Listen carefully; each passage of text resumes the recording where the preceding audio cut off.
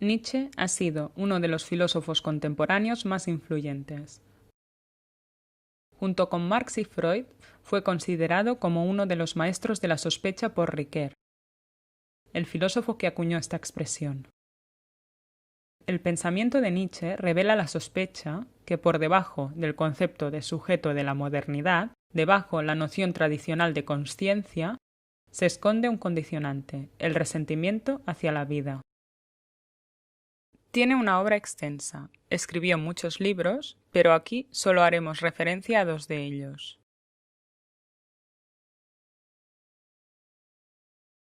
La genealogía de la moral y Así habló Zaratustra. En la exposición de sus ideas, Nietzsche evitó cualquier tipo de clasificación o sistematización. Por esta razón es complicado hacer un esquema de su pensamiento. Sin embargo, aunque de forma inconexa, podemos distinguir dentro de su obra dos ejes principales. Por un lado, lo que él mismo denominó la filosofía del martillo, y por otro, la parte constructiva de su filosofía, donde anuncia la nueva tabla de valores. Vamos a ver en qué consiste la filosofía del martillo. La filosofía del martillo consiste en hacer filosofía a martillazos, atacando el edificio del saber tradicional y sus manifestaciones.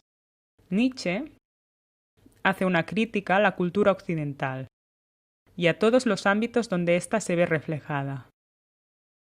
Nos dirá que es una cultura decadente, dogmática, y sitúa el origen de este dogmatismo en un personaje histórico concreto, en Sócrates. Sócrates es el principal culpable de esta decadencia, porque es el creador de las bases del pensamiento occidental.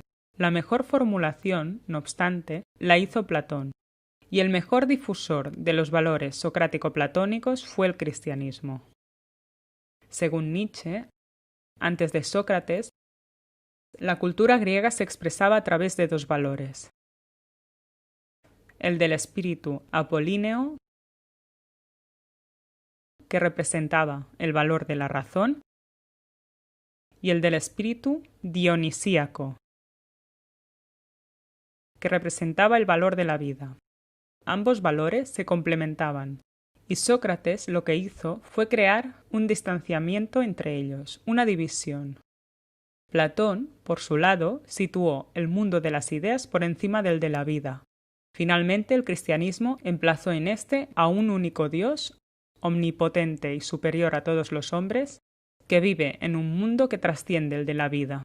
A partir de este momento, la cultura occidental se manifestará a partir de un único valor, el de la razón que oprime a la vida, y todas las manifestaciones culturales quedarán contaminadas con esta disociación.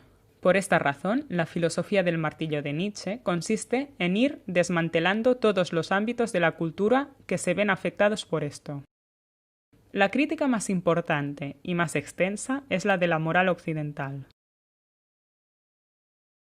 En la genealogía de la moral, nos dirá que la nuestra es una moral de esclavos.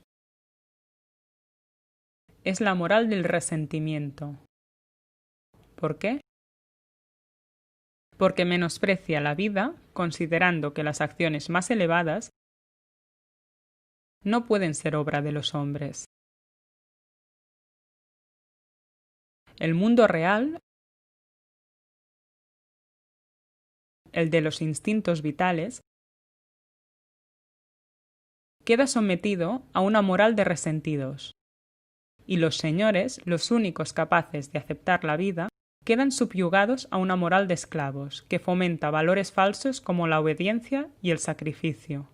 La moral occidental es antinatural. Imponiendo las leyes de los débiles en contra de la vida, ha invertido los valores vitales y los ha sometido. La consecuencia de esto es que ahora el hombre está enfermo. Después veremos en qué consiste esto. La crítica a la religión es complementaria a la de la moral. Según Nietzsche, la religión occidental nace del miedo que tiene el hombre de sí mismo. Su debilidad le convierte en un hombre incapaz de afrontar el mundo real. incapaz de buscar una explicación en este. El hombre explica su mundo a partir de un mundo inventado y supuestamente superior, donde emplaza a Dios. El problema es que cuando el hombre adjudica su destino a un ser más poderoso que vive en otro mundo, lo que hace, a la vez, es someter el mundo real. Y se va introduciendo en el hombre la idea que la vida terrenal no tiene sentido. La consecuencia es la alienación, la enajenación del hombre porque sitúa el propio destino y su naturaleza, sitúa su propio ser en otro ser, un ser ajeno, Dios, y queda supeditado a éste. Nietzsche también atacará las ciencias positivas. Dice que la ciencia no ofrece una verdadera interpretación de la realidad. Directamente no ataca la ciencia en sí misma, sino más bien a su metodología, la que se basa en la matematización de la realidad.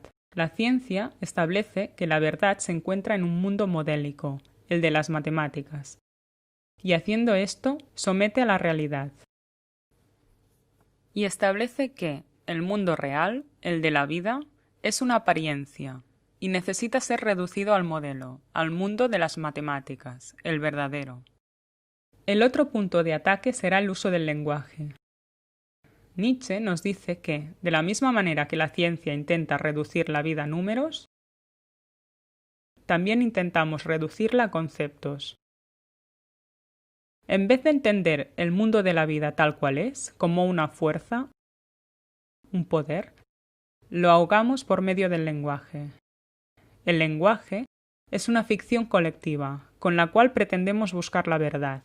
Pero Nietzsche nos dirá que en realidad no nos interesa encontrar la verdad, solo su parte positiva, solo la parte clasificable, ordenable, sistematizable. La verdad es que el mundo de la vida, el mundo verdadero, la realidad, no se puede reducir ni someter a conceptos.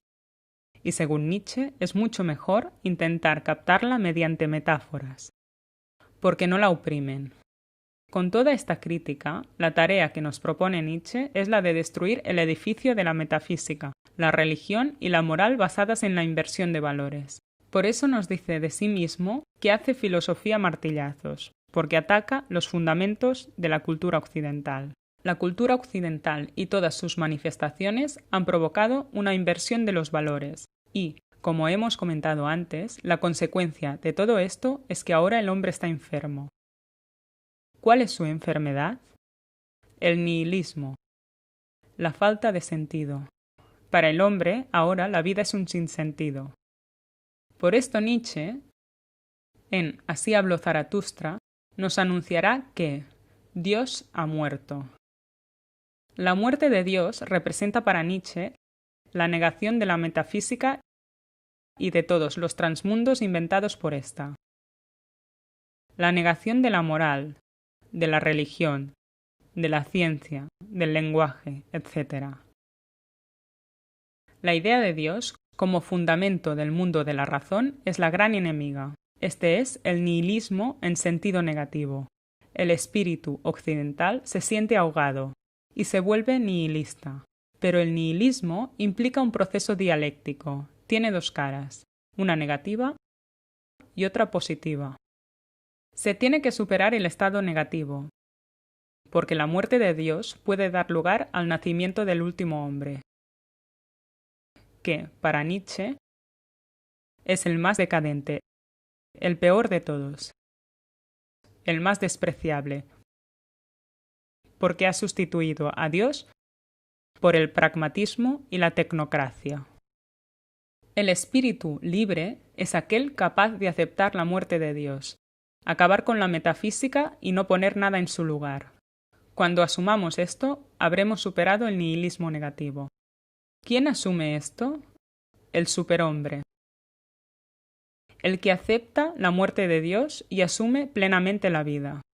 Es el más real de todos los hombres, el más fuerte, el que no necesita valores falsos. Nietzsche ilustra el proceso de generación del superhombre con la metáfora de las tres transformaciones. En primer lugar está el camello, que representa el momento en que la humanidad lleva la carga de la moral invertida. El león representa el hombre crítico, el nihilista activo, que destruye los valores establecidos, toda la cultura y metafísica occidental. Este aún no ha superado la muerte de Dios, porque lo que hace es luchar. Finalmente aparece el niño, el creador espontáneo de su propio juego. Él es el que inventa, el que toma la vida como una afirmación. Con el niño aparece el superhombre, el hombre autónomo y libre de valores pasados. Es el que crea una nueva tabla de valores. Estos nuevos valores no son comparables con los anteriores, precisamente porque son nuevos y diferentes. El superhombre asume estos valores nuevos basados únicamente en la vida. Asumir la vida implica una nueva actitud. ¿Cuál? La de la voluntad de poder. Esta es una voluntad libre, vital, expansiva. Toda fuerza impulsora es voluntad de poder, y esta no consiste en querer dominar a nadie ni apoderarse de nada, sino que es pura creación. Esta es la nueva perspectiva del superhombre, la que se expresa como voluntad de poder y entiende que la realidad no es fija, sino que es devenir. En contra de la ontología y metafísica clásicas, Nietzsche nos habla del mundo como cambio, como transformación y perspectiva. Por esto nos dice que la mejor forma de entender la realidad es por medio de metáforas y aforismos. Estos no oprimen la realidad, en cambio los conceptos son la manifestación de la parálisis del entendimiento, que es incapaz de captar el devenir. Finalmente nos dirá que el superhombre es el único capaz de superar la prueba del eterno retorno. Este es, según Nietzsche, su pensamiento más profundo. El eterno retorno de lo mismo hace referencia a una prueba selectiva moral e implica una reflexión sobre el tiempo expuesta de forma metafórica. El eterno retorno es un elogio del instante, porque cada instante es vida y en cada instante se encuentra todo el sentido de nuestra existencia. Esto implica el eterno retorno de lo mismo, pero absolutamente de todo lo mismo, incluso las cosas que consideramos más insignificantes.